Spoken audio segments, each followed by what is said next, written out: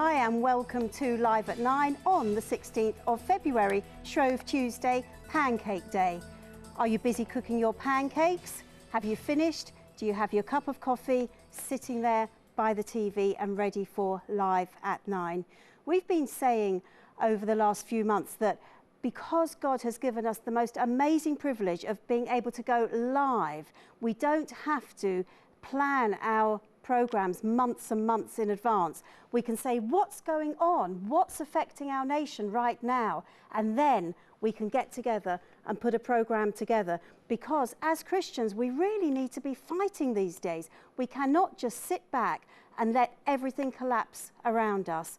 One of the things that I want to bring to you this evening, as you know, it's very, very close to my heart, and when there's ever is an opportunity to do a program on education, I'm always the first volunteer to host the program. And we want to be speaking, amongst other things, to you about the Badman Report, which of course has now sort of turned into the Children's Schools and Family Bill. And I have two guests with me. I'd like to introduce them both. First of all, Arthur Roderick, thanks very much for being with us this evening. Thank you for the opportunity to be here. Now, you're quite a friend of Revelation and Genesis TV. We seem to go back quite a long way. Yes, we do. And you are the UK Director of Christian Education Europe. Did I get that right? That's correct, yes. Okay, tell us just a little bit about Christian Education Europe and your role. The existence of Christian Education Europe is connected with our family history, in the sense that, having children of our own, 7 children, we felt there was a need to give them a godly education. And Christian Education Europe is the distributor in Europe for the accelerated Christian education curriculum. And half of our customers are school families with small Christian schools around the country and on the continent, and the other half of our customers are homeschoolers who do it by themselves at home. And I think it's homeschoolers that we're going to be really focusing in on this evening. I mean, homeschooling comes in various shapes and form. I mean, it's not necessarily a Christian concept, although there are more and more Christians who are choosing to keep their children out of school and educate them themselves, just because of becoming totally disillusioned with school. And my second guest this evening, Mr. Randall Hardy, has first-hand experience of home education. Good evening, sir. Good evening, Lesley. It's Hardy, not Harvey. Do you know, I practiced this. We practiced this. We said Harvey, didn't we? Yes. See, the problem with live TV is that you can't edit anything out. Tell us about your family. I'm a dad of 6 children. I'm married to Mary, and I've got to give her credit straight away, because we've home educated the youngest 3, and she's done 99.9% of the work, and I've just been called in when the electronics has got a bit difficult. I got into Christian education when our youngest, who's now got 4 children of his own, was preschool age. Your oldest, yes. Our oldest was preschool age, and our church somebody there wanted to start a Christian school, and the pastor decided to set up a committee to look into it, because he didn't want it to happen. Everybody volunteering for it was pro the school. I thought somebody better go on this committee who was anti-Christian education. I went along, and by the end of the committee, the school didn't open the church didn't open the school, but 2 families, one of them us, said we've got to get into Christian education. Our 3 eldest went to Covenant Christian School in Stockport, and that was a stepping stone for us into home education. And I have to say, making that change into Christian education is one of the best things we've done as a family. It comes probably second to being converted. I mean, many people will be saying, you know, why on earth do people want to educate their children at school, when many, many families are praying for the day that their little one turns 4 years old, not 5 years old, but 4 years old, and that child is whisked out of the door, and the mother breathes a sigh of relief and thinks freedom at last. I mean, there has to be a lot of sacrifices. There's an awful lot of sacrifices, but one of our favourite illustrations is what happened to Moses and the people of Israel in Egypt. They were really told not to hand over their children to the Egyptians.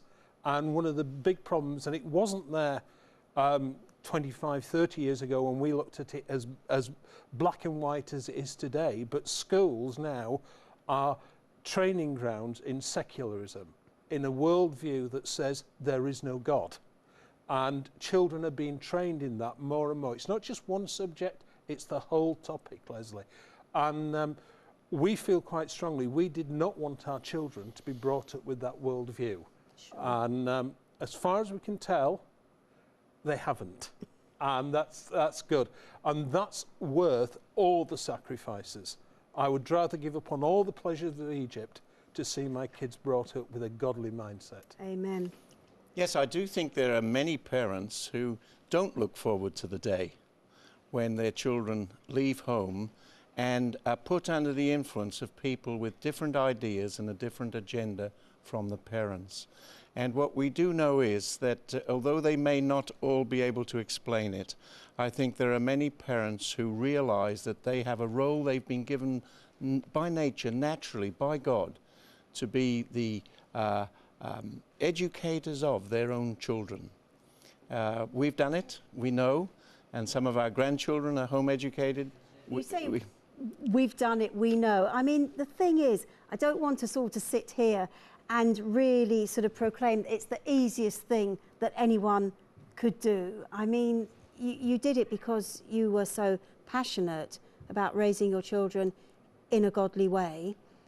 Yes, but well, my wife and I, and of course, again, I have to give credit to my wife, who took the load when we were home educating our family.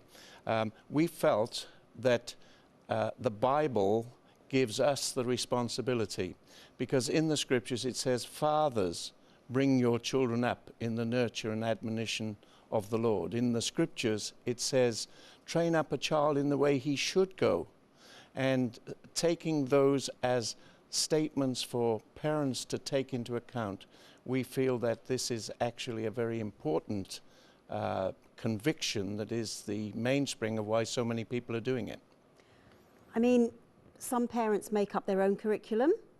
Some parents use curriculums that they kind of download worksheets and such things from the internet. They go to the local bookshops, they go onto various sites and they kind of muddle through. There are what we call autonomous learners, where the children kind of flow and they learn as and when they want to. I mean, that's obviously has drawn a lot of criticism, but some families say it's the only way they would allow their children to learn.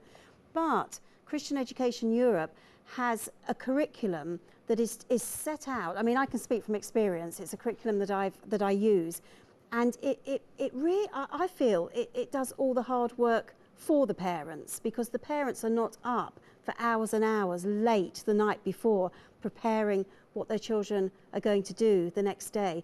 And it's also a godly curriculum, a Christian curriculum. So, I mean, Arthur, just tell us a little bit about the curriculum.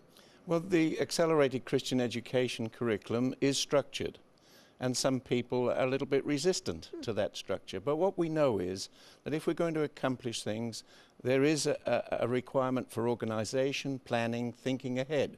There are also government requirements that and expectations that certain things should be in a curriculum.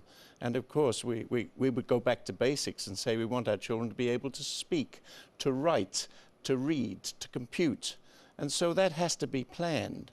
And so in the Accelerated Christian Education program, there is especially a central fact which we would call individualization, which means the level that the children are working at is exactly where they're at. Nothing too easy, nothing too hard, and a big focus on goal setting. So the children are taught to take the responsibility for how much they're going to do and how they move on in the curriculum. And they're just a couple of the things that are part of its success. Randall, is this a curriculum that you used, or did you dip in and out of various? We, as I said, our oldest three children went to Covenant Christian School, and they'd worked out their own curriculum, and they let us export it with us into home education. Okay. It still needed work on for home education because it was set up for a school. So basically, from starting more formal education around about 5 through to 12 or 13, we've worked around their curriculum, but they didn't produce maths or English books. We bought those in from other places.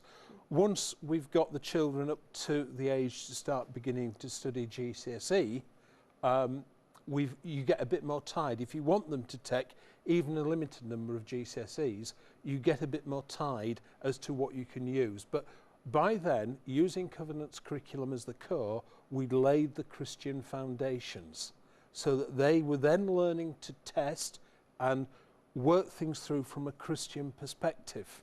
And that was the important bit. And the two have finished. One's gone on and she's now a qualified occupational therapist, and the other one's working in farming, and he's just moved to Finland to spread his wings a bit. So it shows it does work. It certainly does. Just to reassure your viewers, the girl who did occupational therapy got a first at university. Amazing. So it works. And she probably has a few social skills as well, does she, along the way?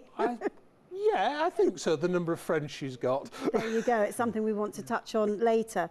As the programme progresses, I really want to home in on these bills and really, you know, get from you gentlemen what the government is actually trying to do, sort of, you know, working their way into the family, you know, invading the families, intruding into family life. But first of all, we have a clip of a homeschool family in action. We took the cameras to the home of Jane and Jeremy Park this morning, and Jane teaches her children, 8-year-old Joseph and 6-year-old Olivia, through the ACE or the TEACH programme. And just, you know, it just gives you a little bit of insight into the sort of the typical reasons why parents decide that they don't want their children to go to school, and an insight into what goes on within a family home of homeschoolers. So enjoy, and we will see you soon. What are you doing? Right, science, okay. So what you need to do is... Well, 4 or 5 years ago, you couldn't have got a more anti-homeschooler than me. I was completely against homeschooling. I felt that homeschooling was for the hippie, organic families and for the extreme religious sects of society, and that definitely wasn't for us. My children were going to go to school, and they were going to go right through from the age of 4.5 to 18, and that was it. Do you know what that means? No. As they walked briskly. Quickly. However, Joseph started school at the age of 4.5, and then of course suddenly there was a huge reality check. We put him into the private sector, and the reason we did that was because he was a very gentle little chap, a very gentle spirit, very sensitive, crushed quite easily by criticism, and we felt that the private sector offered smaller classes, a more nurturing environment. What we actually got was huge pressure. The private sector's great if you've got highly academic children, but the pressure of the work and the pace of the work was just too much for Joseph, and it was too much for us as a family. What we ended up with was a child that just appeared to be a nervous wreck. He would go to bed every night, he'd be awake till 11 o'clock worrying about school the next day. One Christmas, because Joseph's left-handed, there was one Christmas that we were doing handwriting practice. His teacher said, "Oh, Mrs. Park, you know, you've got to sort the handwriting out." And he was sitting in the dining room practicing his handwriting, and there were these silent tears rolling down his cheeks, and he was just 5.5, and he said, "I'm going to find a river, jump in it and die, and I'll never have to go and do this again." And at that point we thought, gosh, this is really not good. I went from being so anti-homeschooling to doing a lot of research about it, looking at the advantages and the disadvantages, and just deciding, okay, let's just go for it. And what my reservations were, and I think so many people who don't home educate or who are thinking of home educating, I'm sure that they would be very similar to the concerns that I had. First of all, would our children academically achieve at home? My biggest concern was, you know, I'm not a teacher. I have no teaching experience. Would I be able to teach Olivia to read? Oh no, what if she got to 10 or 11 or whatever and she still couldn't read? And Lesley said to me, Jane, it's not rocket science. Of course she's going to be able to read. My concern was, would they be so far behind their peers academically? You know, would their peers be all singing or all dancing and my children not be able to do academically the skills that their friends did? Would they be socially isolated? Would we literally know nobody and have no friends?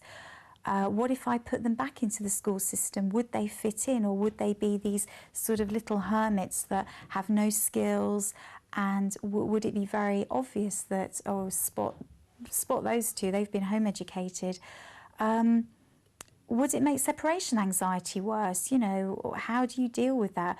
Because I'm at home with them all the time, would it mean that they would become even more clingy and not go anywhere?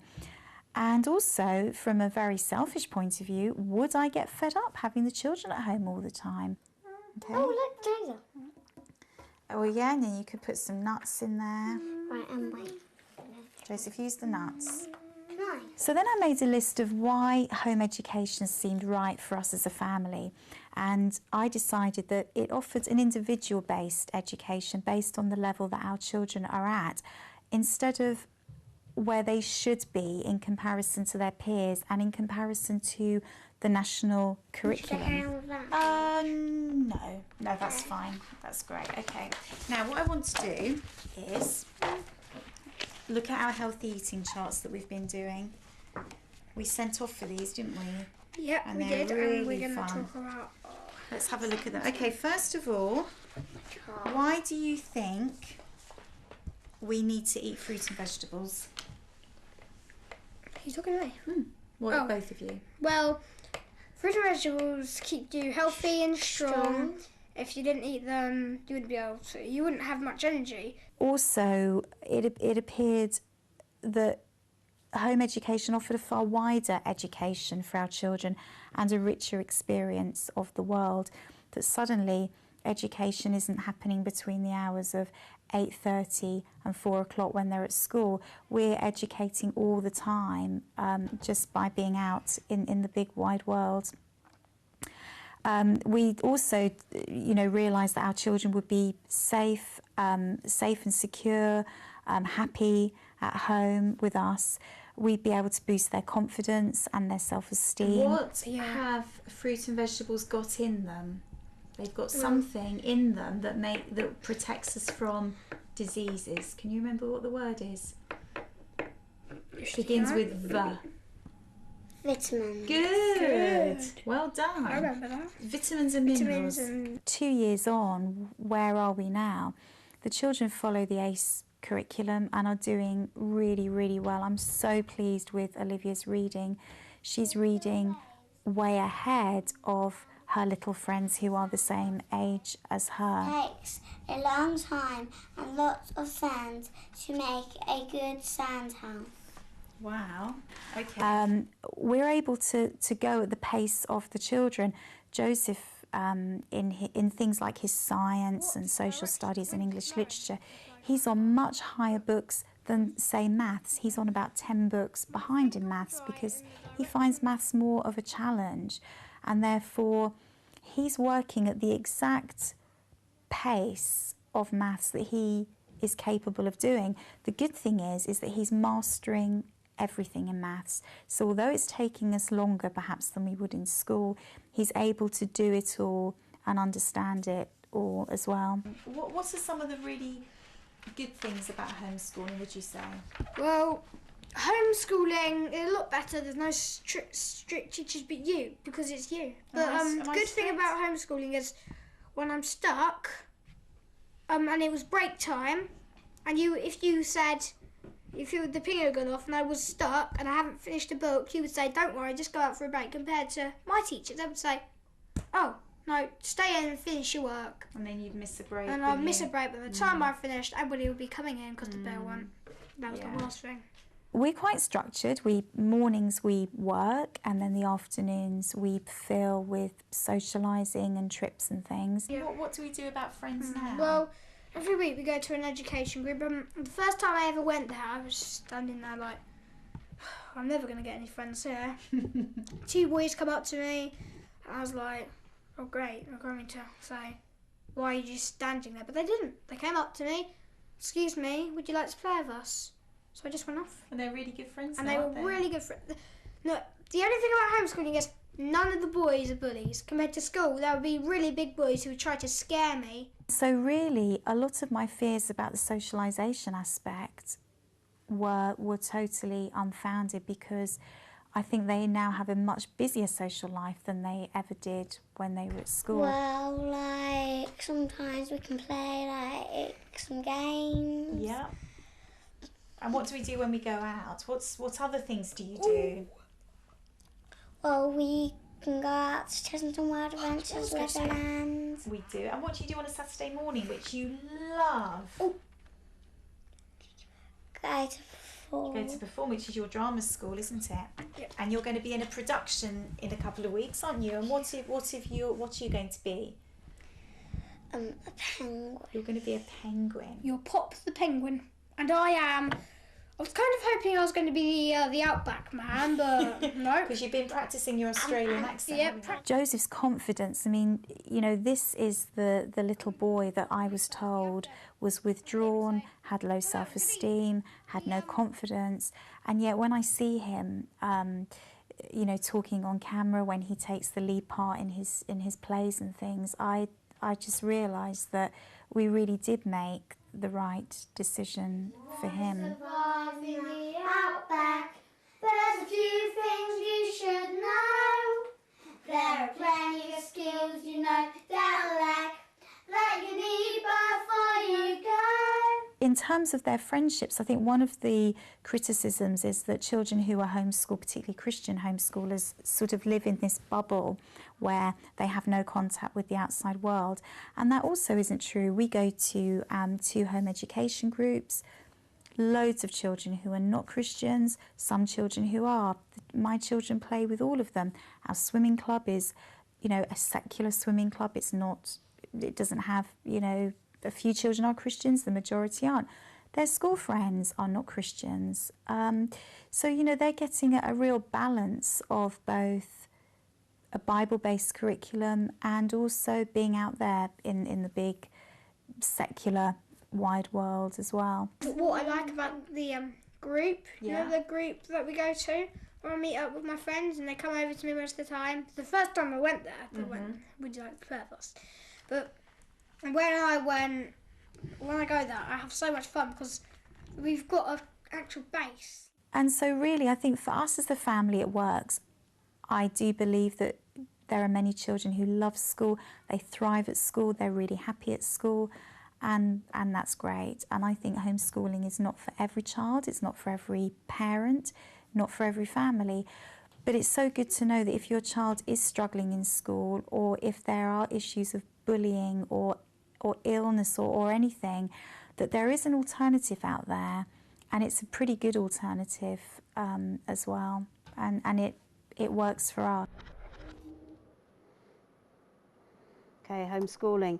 But gentlemen, I'm starting to have the feeling through my readings here that homeschooling could become sort of under threat. I mean, Arthur, the Badman report. The Badman report was a prelude to the current Children, Families and Schools Bill. The government wanted information. Information was sought in the comparatively recent past. This is a very rushed situation as the government have got interested in homeschooling. And the recommendations of the Badman report have been questioned by many, and there are significant concerns that it really alters the question of who is responsible for and who owns the child. Because at the moment, the law says that our children have to receive an education, but that's not necessarily through school. Is that right? No, that's absolutely correct. Education is compulsory, school isn't. And it's always been that way, because before the state ever got involved in educating children, parents were doing it. From the beginning, parents have been educating children till the Industrial Revolution changed family things, and from then on, in 1880, the government reluctantly opened its first schools for the poor, and now, 130 years later, most people think it's the government's responsibility to educate children. But the historical, and as Arthur said earlier, the biblical foundation is that parents have the responsibility to educate children, and that's what it says at the moment in English law. It says that parents are responsible. And one of the questions that people are asking at the moment, if you send your children to a failing school, should you get prosecuted? Exactly, because they're not receiving an education. They're not receiving a suitable education. And that's the other side of the coin over this whole debate that's going on at the moment across Parliament and across the educational community about home education. Our politicians are suggesting, some of them, that our society is a broken society. Whatever people's philosophy or viewpoint, I believe there is a majority opinion that something is going wrong with the framework of our society with regard to values, with regard to morality. What is clear is that education isn't just academics. Education is the development of character, and that character are the qualities that make for lives that are not self-interested but are committed to serve in community and in society. And I think this report and the consequent bill is actually something that undermines some of the things that have made our nation strong, some of the things that have led to us leading the world in education in the past. And we are now moving down in terms of our rating in world opinion in education. And we need to recover values that are based on, I believe, the Bible, the Judeo-Christian ethic, as some would perceive it, to bring us back to a foundational sense of values that strengthen the family, give the children the parents that are giving them the role models and the example that they need. Mother and father figure. I think these issues affect the whole character of the nation. So what's the government doing, Randall, to actually interfere with this? Because we've lived in a society here in the UK. I mean, things are different elsewhere. I know in Germany, homeschooling is banned. But in our society here, you know, you can send your child to school or you can home educate, and things seem to have been on a fairly even keel. Why is it changing? I wish I knew why it was changing, apart from I can have two stabs in the dark. The first one is that the number of home educating families are growing rapidly. And that's right across the board. It's not just Christians. Right across the board, families are sending their kids to school, like the person on the tape just now, and they're finding it's not working. And they're looking for other solutions. And I think the government are partly panicking about the fact that there's so many more families taking the original option. But on top of that, the other issue, which I feel is very strongly, I'm sure your viewers will be very much aware through your programmes and other things, that there's a squeeze being put on Christians in our society.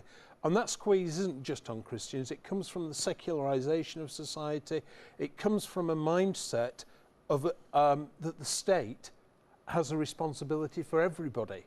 And I feel that we've now got politicians, and it's not a party political thing, I suspect it's right across the parties, who actually believe that they and government departments have prime responsibility for children.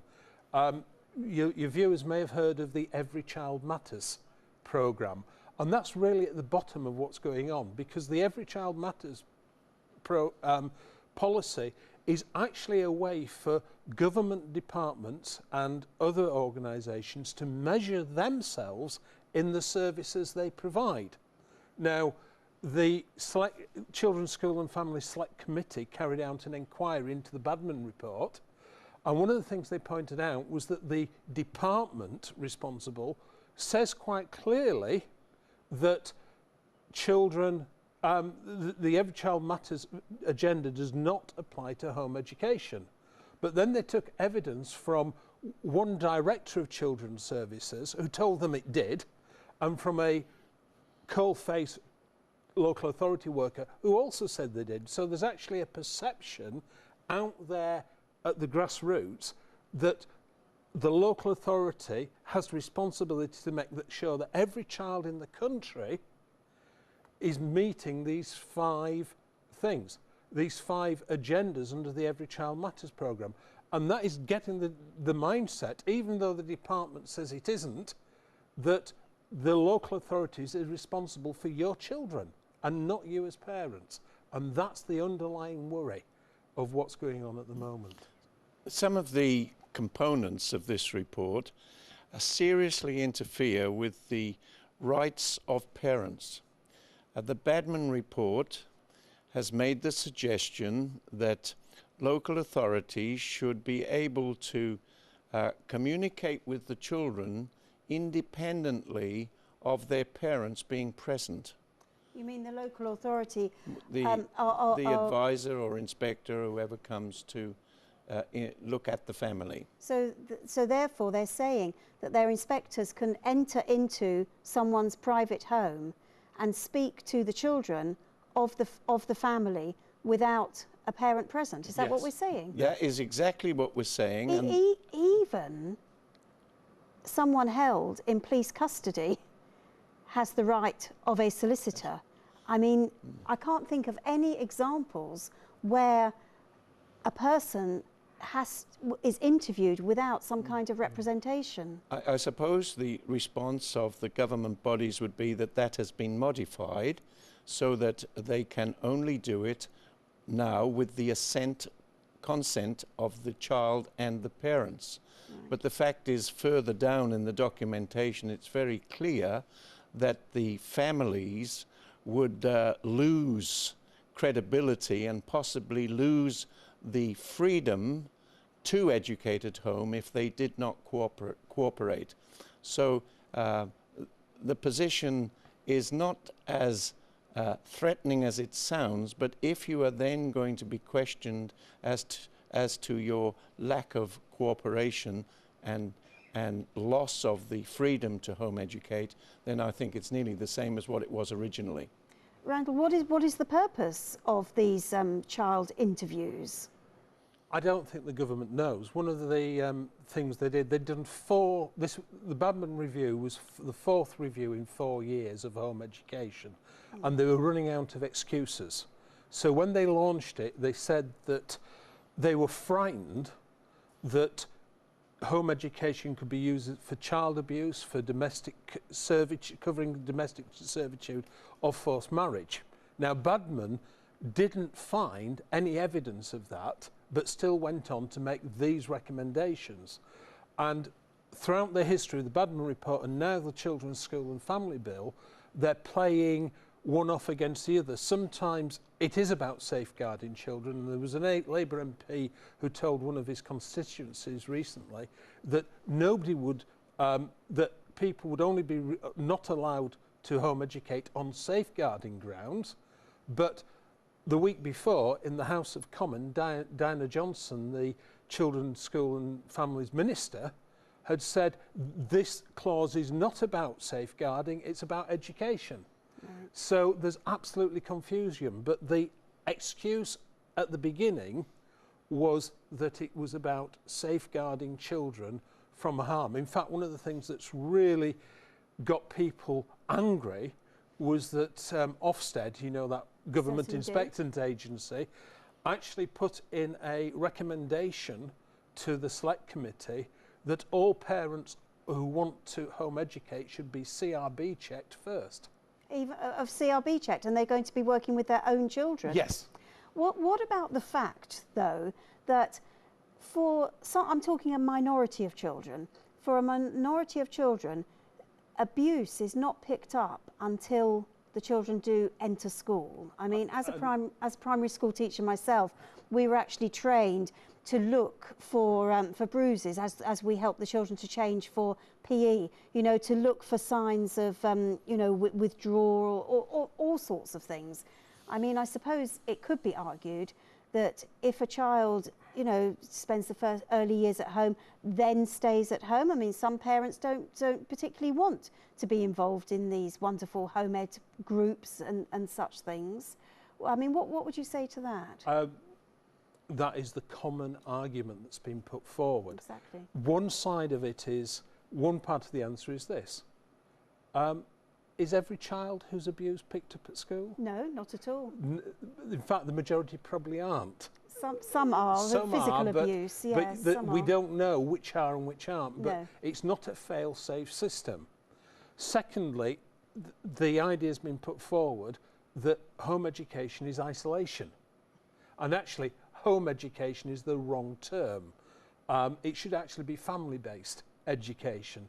And the family spends time in the community. The clip we've just been watching, socialisation for those children has gone up. It has. In different settings. It has. And so, yes, devious parents will cover up, but part of the problem with what the government's suggesting in what they're calling a registration scheme and what everybody in the home education community call is a licensing scheme, is that, of course, the people who are abusing their children will not register. Of course. Arthur, tell us about this registration scheme. I mean, is it a bad thing or is it something quite harmless? Let's be thankful for one thing, that this country has not and is at this point of time not considering eliminating home education. That is positive, whichever way it goes on some of these matters, because there are some countries in Europe and in Western cultures that don't allow it. So we're very thankful to God for the freedom that we have. On the matter of licensing or registering children to be home educated, there are many home educators who feel that is an infringement of what is their God-given right to educate, because someone who issues you with a permission to do something can also withdraw that permission to do it. Someone who registers you has the power to stop you doing it. And so many parents would feel this move of registration is not appropriate. Not all. Some would say, well, if they're not going to control us too much, we don't mind being on a roll or being registered. So that's a debatable point. Because obviously with every registration, there's the possibility of deregistration. The two go hand in hand. Well, the other thing that goes with that, and this is perhaps the greatest concern, that there will be controls on what is taught, and insistence that certain things are taught that the parents might not want to be taught, because there is a libertarianism and a emphasis on the rights of children that seems to conflict with the rights of parents. So there is great concern on the parts of parents who send their children to school and those who home educate that our society will impose upon children a sex education and a relationship education that conflicts with the values of the families. And I would be ready to defend people who disagree with my own personal philosophy, that they do have the right to educate their children the way that they feel they should. Just before the programme, Arthur, we were having a look at what, regarding sex education, what children at various levels of their age and of their levels in the curriculum, of what they were being taught in schools. Do you have that there? I have a little summary here that's just produced. let's go through that. It's the Family Bulletin of Family Youth Concern. This isn't my organisation, but they've done sterling work in bringing these matters to light, the things that we're talking about. And this is what it says. At Key Stage 2, 7 to 11, the government wants children to be introduced to contraception. Sorry, let's go to Key Stage 1. That's the place to start. Forgive me. At Key Stage 1, 5 to 7, the draft guidance envisages that children will cover the questions. What are the differences between girls' and boys' bodies? What are the correct words for the external parts of the bodies? Where do babies come from? What is the difference between good touch and bad touch? That's what the children will get at school if this eventuates between the ages of 5 and 7, where where that would lead, we don't know. Key stage 2, 7 to 11, the government wants children to be introduced to contraception and homosexuality through questions such as, how does the sperm and egg meet during intercourse? Can conception be prevented? And what is sexist bullying and homophobic bullying? And what skills do I need to do something about it? By the time they've reached Key stage 3, age 11 to 14, pupils will be taught about abortion, told where they can obtain contraception and the morning after pill, and encouraged to consider questions such as what is sexual attraction and sexual orientation, and how does it vary between people? And what are the different ways of expressing sexual intimacy? And what are the associated risks of STIs and pregnancy? I don't want the children of the nation to be exposed to that. Whatever their philosophy or religion or lack of it, these things are not going to help the character of our nation. I was just going to ask you, Randall, that you home educated Yep. some of your children.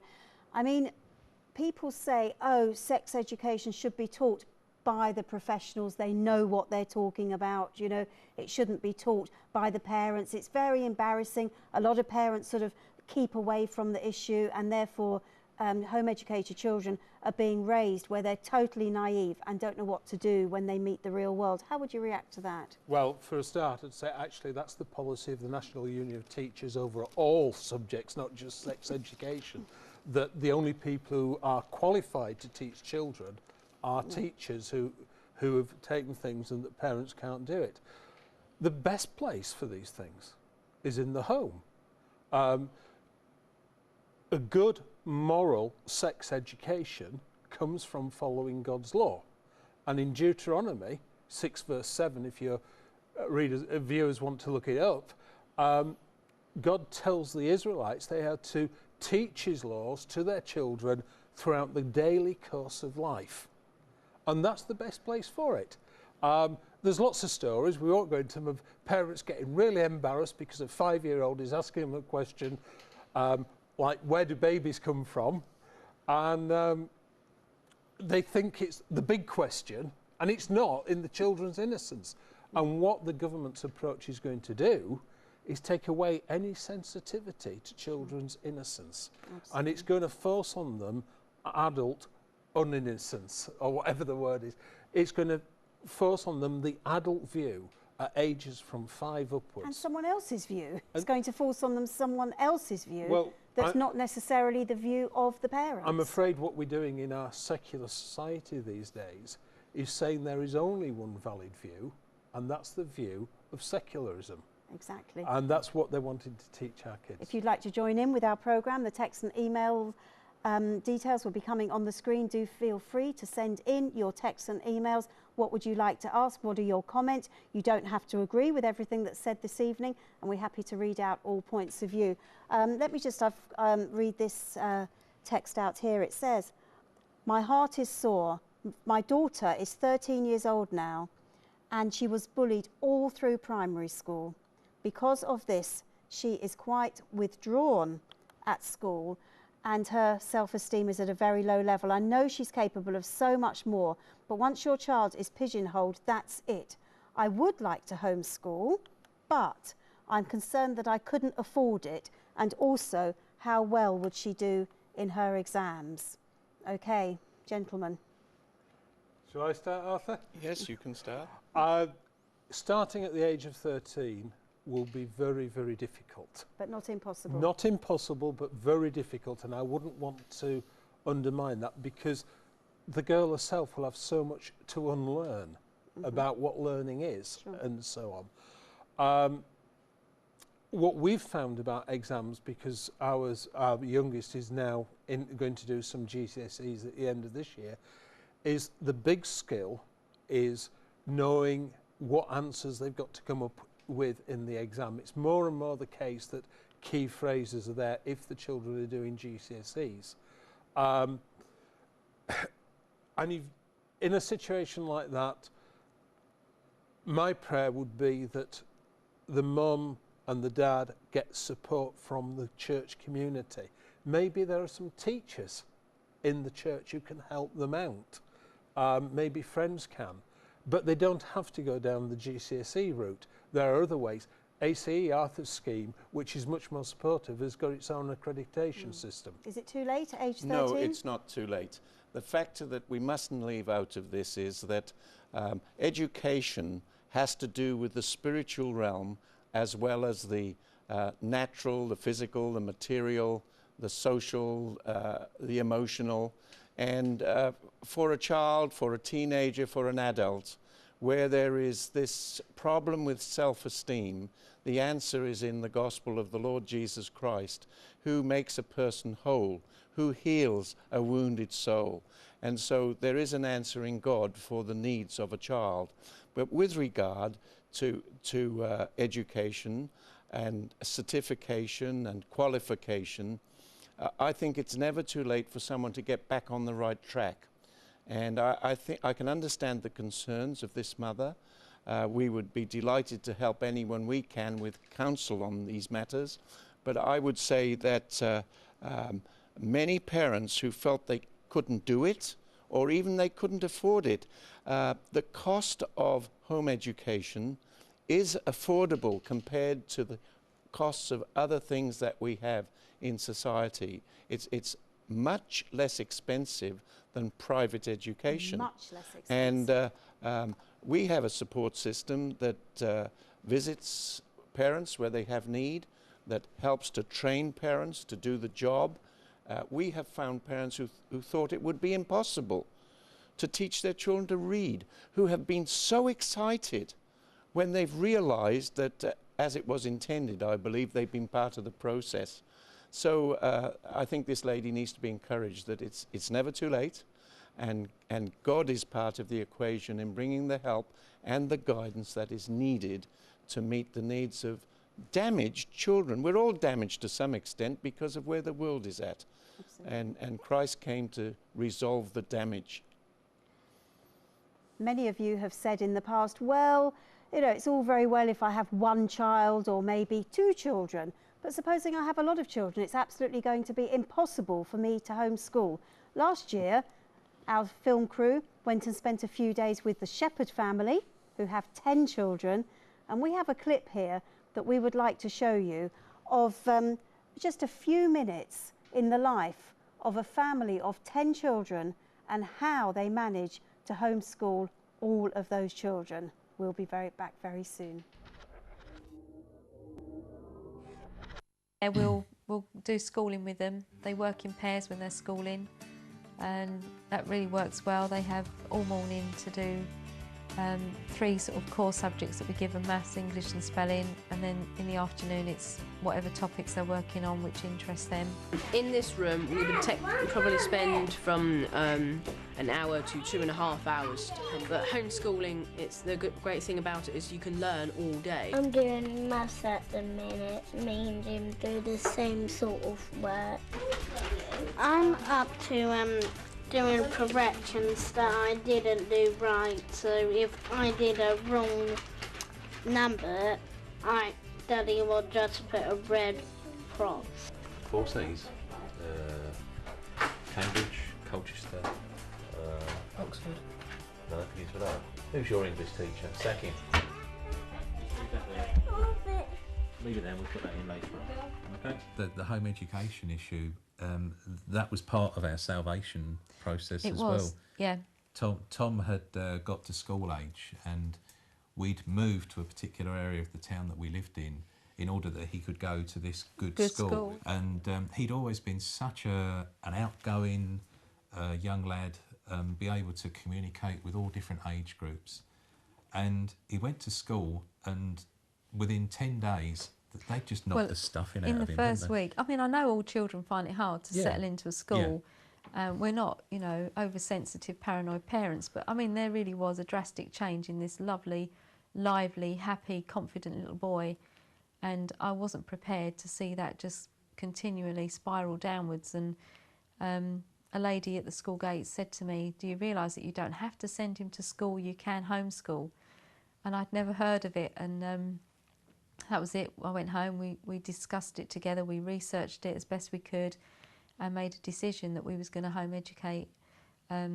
our first child. The biggest problem, or at least one of the biggest problems we found with mainstream schoolage for us was it doesn't actually prepare you that well for life as much as homeschooling does. Everybody kind of, I think, gets the opposite impression somehow, but when you're kind of stuck with a classroom with children of all the same age group, it's a little bit difficult to interact with people sort of outside of the environment that you then get used to. Being homeschooled, you can sort of end up having to meet and interact with so much more of a wider spectrum of age groups and different people, different races, religions, whatever, and that's a fantastic sort of opportunity. We have to probably expand a bit on the education side that we do. Our philosophy on it has changed over the years, hasn't it? And it's now an emphasis on the children learning as opposed to us teaching. We do very, very little teaching. It's more geared towards what they're interested in. And there seems so little point in them just sitting at their desk hour after hour just filling in a book. They'll never remember it later. They don't remember it, you know. They don't retain that kind of... No. Well, ours haven't retained that kind of teaching method. But if you give, you know, Zach a book on the Romans and gladiators and stuff like that, he's sitting there, he's glued to it. Hi, and welcome back to Live at 9 on the 16th of February. I'm joined by Arthur Roderick and Randall Hardy. Thank you very much for being with me this evening, gentlemen. We're talking about these bills. You know, we're saying, is homeschool under threat? Is Christianity under threat? Is the government trying to take over? What can we do about it apart from moan? I think we can do a lot more, Lesley, to be honest. It's been an education for me and my wife the last 12 months. We've really got involved in lobbying our MP, and we're now in touch with 2 lords who have responded very positively. And, you know, sometimes there's a mistake amongst Christians that being involved in politics is voting. You can actually be involved in politics without voting, because we've all got an MP and he's got to listen to us whether we've voted for him or not. And there's this general secularisation going on in society. And I would really like to encourage your viewers not just to think about home education, but look on all the fronts where Christianity is being squeezed under the present secularisation of society, and to write to the MP, turn up at their surgeries, pester them, email them, keep on at them, let them know that Christians are not happy with the rejection of Christian values. The church has failed to do that, not just for 50 years, for over 150 years, and we're fast going down the slope into more and more secularisation. And I would say, folks, see, it's an important time to pick up the thing. If you want to pray for us home educators who are fighting this, please do. If you want to write to your MP about it, if you want to see him and say, this isn't working, please do. And the one thing I would add to that is, we're all hoping that the present bill will die with the end of this Parliament before the general election. But one thing that is certain is whoever wins, they will return to the topic of home education in the next Parliament, and we will need to be working as hard then. I certainly agree. We need to speak up, we need to stand up and be counted, we need to put our head above the parapet, we don't need to go into isolation. There is a majority of people who have these concerns, but we do need to stand together. I think it's someone else who's been on this program, George Hargraves, who has said he's looking forward to the day when a crowd of Christians march down Whitehall and sing, "Who is on the Lord's side? Who will serve the King?" Our organisation, Christian Education Europe, has just appointed a new spokesman, a new man to help us in our communication of these things, Dr. Colin Slater. His wife also is a doctor. They have moved to Swindon, and their goal is to take the message out to the nation, and we are looking forward to great things. Yes, we've realised we haven't done enough. Yes, I visited my MP in Parliament. Yes, I've written to members of the House of Lords, but minimally, I should have done more. We've all got to realise we've got to take action, and people have got to know we're there. We are still supposed to be a democracy, and if we don't speak up, then we lose the right for what we want. So let's all move on and let people see how many of us there are. Amen. Okay. Oh, looks like you've got a fan here. It says, say hello to Arthur from Andy and Angie in Scotland. We had a pleasurable time home educating our daughter, who is now a teacher herself. Though we had all the concerns that Jane in the clip expressed, we also had a God-given conviction that as parents we could educate at home. We never looked back once we put our hands to the plough. The blessings far outweigh the concerns. Okay, let me zoom through these. We did not homeschool, we're grandparents now, but a friend made a perceptive comment, why let your children swim in a sewer? It's a pretty strong one, isn't it? Pretty strong one. Is there homeschooling support in Scotland? I've got a text here. Yes, no? Our whole Teach organisation, which has about 850 families involved, is broken down into areas, and we have regional coordinators who assist in support for parents. But of course, a lot of assistance can also take place over the telephone and through electronic communication.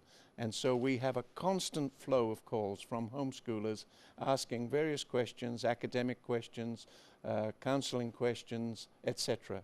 So yes, there is a network to help people everywhere who are willing to do it. Can I just come in on that one as well, Please please, Lesley? The Scottish system is different from the English one, and there is actually a secular home education advisory service, I think it's called, in Scotland, that deals with Scotland in particular, but that deals with everybody, not necessarily a Christian one. If people are looking for a support organisation and they don't want to use Arthur's Teach materials, there's an organisation that covers the whole country called Home Service, and they've brought out this book, which is an excellent book. It's stories of 21 families who've taken up home education. Interesting. You'll find out our stories, but if people want it, you can find them, Home Service, search them on the web, and you'll find that, and it's a very good book if you want to know where ordinary people are coming from. Yes. In home education. I would really support that too. Home Service is to be commended for the support that it gives, and I think perhaps it's worthy to mention that there's a secular organisation, Education Otherwise, that gives very significant support in this area. Okay, and oh, there's that music. We have so many emails and texts to read out, and I am so sorry that we were not able to get them. You must come back, gentlemen. Love to. Thank you. Love to have you back. Thank you very much for joining in with us this evening on Live at 9. We'll be back for our mornings first thing tomorrow morning.